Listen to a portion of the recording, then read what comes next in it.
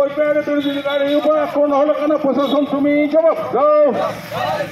এই দাবিতে বিজেপির বিক্ষোভ আন্দোলন চলছে, চলবে। বন্দে মাতরম, বন্দে মাতরম। ওই পেয়ারে বিরোধীকারীর উপর আক্রমণ হলো কেন? প্রশাসন তুমি জবাব দাও। এই দাবিতে বিজেপির বিক্ষোভ আন্দোলন চলছে, চলবে।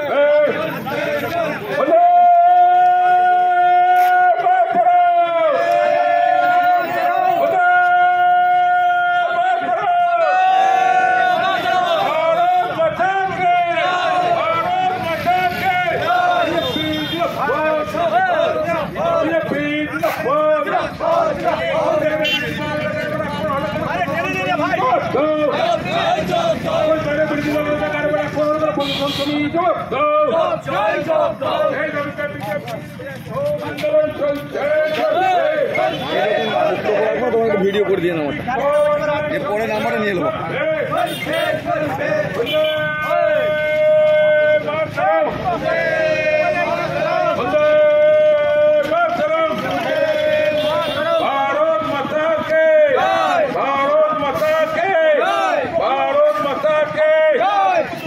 বন্ধুগণ উপস্থিত ভারতীয় জনতা পার্টির মন্ডল সভাপতিদ্বয়, সভাপতি জেলা কার্যকর্তা বৃন্দ এবং সম্মুখে প্রশাসন বৃন্দ, আজ আমরা কেন রাজপথে আমরা কেন বিক্ষোভ প্রদর্শন করছি এটা ওনারা ভালো করে জানেন।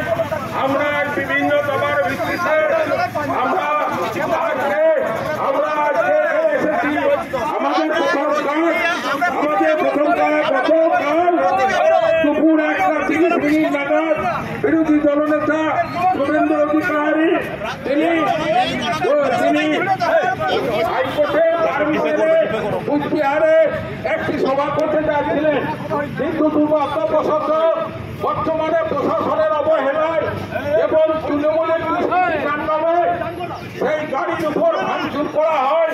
কিন্তু সেটা পারমিশন ছিল, এখন সত্ত্বেও সেই প্রশাসন নিষ্ক্রিয়তার কারণে এবং প্রশাসনকে পরোক্ষ মদতে সেই গাড়ির উপর ভাঙচুর করা হয়। বন্ধুগণ, তা একটা বিরোধী দলনেতা তার যে পাওয়ার সেটা ভালো করে জানা উচিত। একটা মন্ত্রীর সমকক্ষ, এত সত্ত্বেও তাকে কেন এইভাবে অপদস্থ করা হলো? আমরা আমাদের প্রথম প্রশ্ন প্রশাসনের নিকট, এই স্বাধীন গণতন্ত্র রাষ্ট্রে একটা বিরোধী দলের মর্যাদা কি, এটাই কি আমাদের দ্বিতীয় দাবি। আমরা যে আজকে এসেছি, বিগত দিনে নানুরে আমরা দেখেছি একটা অর্ধনগ্ন দেহকে, এক মহিলার এক অর্ধনগ্ন দেহকে কবর থেকে তুলে নিয়ে অর্থাৎ মাটি থেকে তুলে নিয়ে গিয়ে তার আজও পর্যন্ত তার কোনো কিনারা হয়নি। অর্থাৎ তার এখনো পর্যন্ত প্রশাসনের বক্তব্য যে সেটা ফরেন্সিক রিপোর্টে আমরা পাঠিয়েছি, এখনো ফরেন্সিক রিপোর্ট তাদের কাছে আসেনি। কিন্তু যাই হোক, ফরেন্সিক রিপোর্ট আসবে, তার একটা সুস্থ ব্যবস্থা আছে, কিন্তু আজও পর্যন্ত সেই আসামিকে এখনো পর্যন্ত গ্রেপ্তার করা হয়নি। এবং তৃতীয় যেটা আমাদের দাবি, তিলপাড়া ব্যারেজে যে ফাটল অবস্থা, অর্থাৎ আমাদের একটা বীরভূম তথা বাংলার সঙ্গে ঝাড়খণ্ডের যে যোগাযোগ রাস্তা, তিলপাড়া ব্যারেজের যে রাস্তা, সেই রাস্তায় আজ ফাটল, সেখানে গাড়ি যাচ্ছে না। অথচ কয়েক কোটি টাকার কাজ ইতিপূর্বে হয়েছে, সেখানে আমরা জানি। সেখানে আমাদের মাননীয় সভাপতি সেখানে গিয়েছিলেন এবং তিনি তার বিক্ষোভ আন্দোলন করেছিলেন, কিন্তু তাদেরকে প্রশাসন থেকে হেনস্থা করা হয় এবং কয়েকজনকে অ্যারেস্ট করা হয়। এর দাবি আমরা জানাই। এর বিভিন্ন দাবি সমূহের জন্য আমরা আজকে আমাদের বিক্ষোভ প্রদর্শন আমরা আজকে করতে এসেছি। বন্দে মাতরম। আমি আমার বক্তব্যকে জোরে করছি না। এখন এই মন্ডল সভাপতি সুখদেব বিশ্বাসকে তার বক্তব্য বলার জন্য আমি অনুরোধ করছি। বেশ, এখন বেশ করেছে। এখন মাননীয় সুব্রত যশরাজ আমাদের জেলার সহসভাপতি, ওনাকে তার সুচিন্তিত বক্তব্য কেন আজ আমরা এই পথসভায় তথা বিক্ষোভ প্রদর্শন করছি তার জন্য বিস্তারিত বলার জন্য অনুরোধ করছি। বন্দে মাতরম, ভারত মাতা কি জয়। भारत माता की, भारत माता की, बीजेपी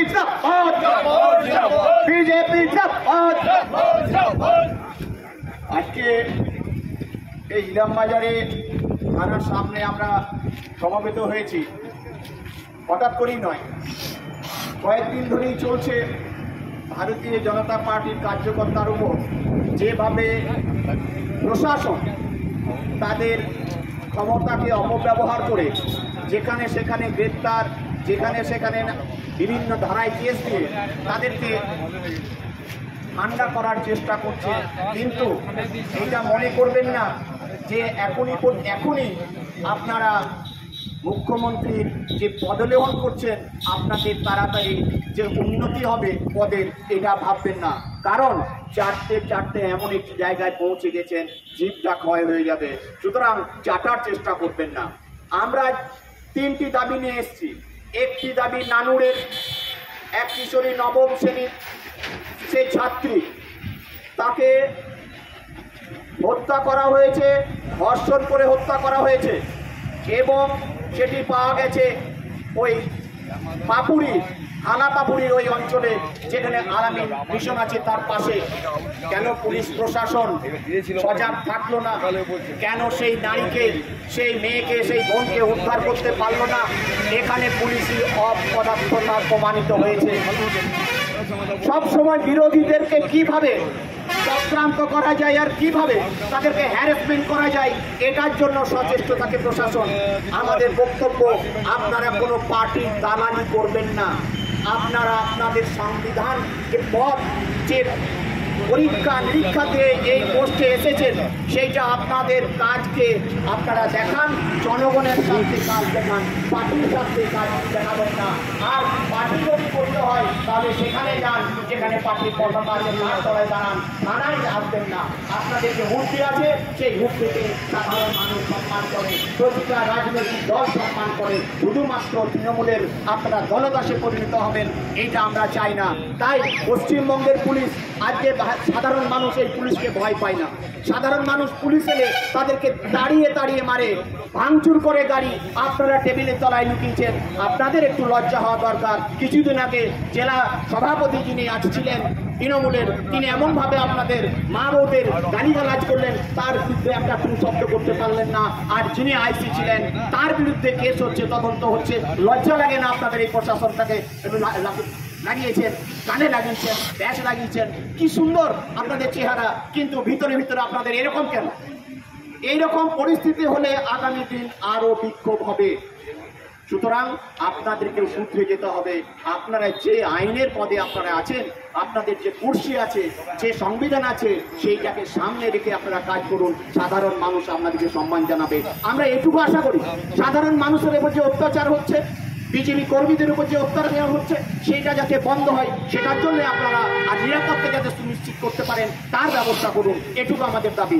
আর ধ্রুব সাহা, তিনি, আমি জানি তিনি অন্যায় করেছেন, প্রতিবাদ করেছেন, প্রতিবাদ করলেই নাকি আপনারা তোলেন, কিন্তু যে প্রতিবাদটা করা আগে দরকার ছিল, এই পুলিশ প্রশাসনকে নিয়ে যেভাবে এই তৃণমূলের নেতারা যেভাবে আপনাদেরকে অপমান করেছে, সেখানে একটুও কথা বলার অধিকার আপনাদের নেই। কারণ আপনারা সেখানে বিবেক, মনুষ্যত্ব সব কিছু বন্ধক দিয়ে এসছেন। সুতরাং আমাদের দাবি, আপনারা নিজেদের কাজটা করুন। আর আগামী দিন শুধুমাত্র 21 সাল থাকবে না, 24 সাল পেরিয়েছে, 26 সালও আসবে। সুতরাং ভাববেন না সূর্য মধ্য গগনে থাকবে, সূর্য কিন্তু অস্তমিত যাবে। বড় বড় সাম্রাজ্য অস্তমিত গেছে, এটা তো উত্থানের চাপ। সুতরাং সেই জন্য আপনারা তৈরি থাকুন। তাই সহজভাবে, সরলভাবে সাধারণ মানুষের মধ্যে দেওয়ার জন্য আপনাদের যা যা কাজ, যা যা নীতি, যা যা আইন, সেগুলো প্রয়োগ করুন। অকারণে কারোর বড়দাসে পরিণত হবে না, এটুকু বক্তব্য বলে আমি আমার বক্তব্য শেষ করছি। ভারত মাতা কি জয়। ধন্যবাদ সুব্রতদাকে। এখন আমাদের জেলার অন্যতম সদস্য ডক্টর উজ্জ্বল মজুমদারকে তার এই যে বিক্ষোভ, এই বিক্ষোভ কর্মসূচি বিষয়বস্তু বর্ণনা করার জন্য অনুরোধ করছি। প্রথমেই ধন্যবাদ জানাবো ভারতীয় জনতা পার্টির তরফ থেকে ইলামবাজারের প্রত্যেকটি মানুষকে, এবং ভারতীয় জনতা পার্টির যে সমস্ত কার্যকর্তা এসছে তাদেরকে অভিনন্দন জানাই আজকে এই সভাতে উপস্থিত থাকার জন্য। আমি বলতে চাই এই কারণে যে আপনারা জানেন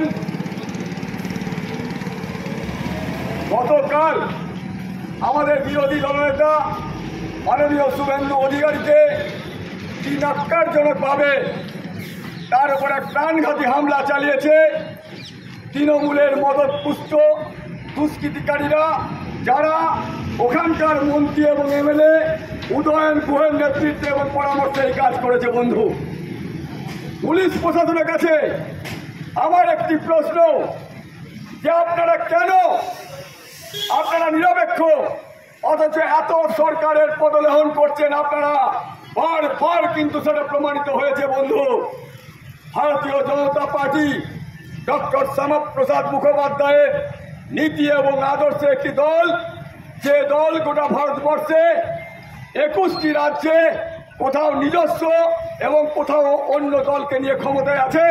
আপনারা বলুন, সেখানকার কোন পুলিশ প্রশাসন কেবল ভারতীয় জনতা পার্টির হয়ে কাজ করে? সেখানে অন্যান্য পার্টিও আছে, তারা কোনো সময় কোনো অভিযোগ করে না যে এই পুলিশ প্রশাসন কেবলমাত্র শাসক দলের হয়ে কাজ করে।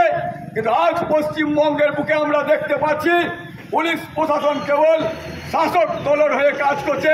তাদেরকে আমরা সতর্ক করে দিচ্ছি এই বার্তা রেখে। বন্ধু, কেন এরকম হামলা হবে?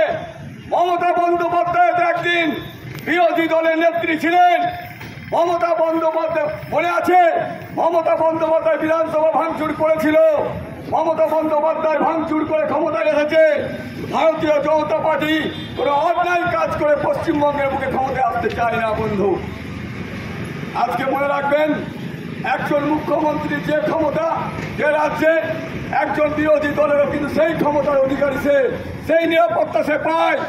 আজকে সেই নিরাপত্তাকে লঙ্ঘন করে পুলিশ প্রশাসন সুযোগ করে দিয়েছে ওই তৃণমূলের সন্ত্রাসবাদী দুষ্কৃতীরা, যারা বাংলাদেশ থেকে তৃণমূল ভাড়া করে নিয়ে এসছে, তাদেরকে দিয়ে প্রাণঘাতী হামলা চালিয়েছে এই শুভেন্দু অধিকারীর ওপর।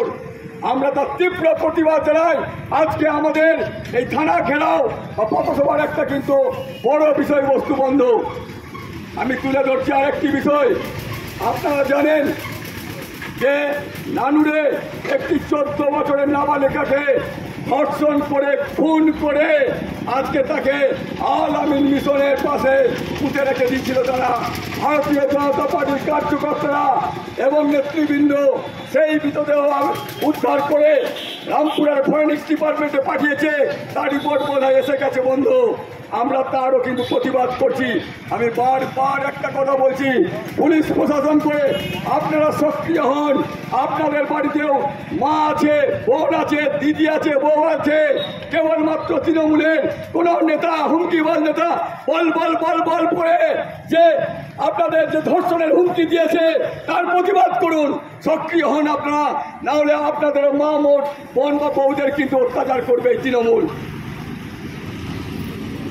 আরেকটি বিষয়বস্তু আপনাদের বলি, আমাদের বীরভূম সাংগঠনিক জেলার সভাপতি যুব সাহার ওপর যেভাবে পুলিশ তাকে টেনে হিজড়ে নিয়ে গেছে, সত্যি সেটা অত্যন্ত দৃশ্যকটু ব্যাপার।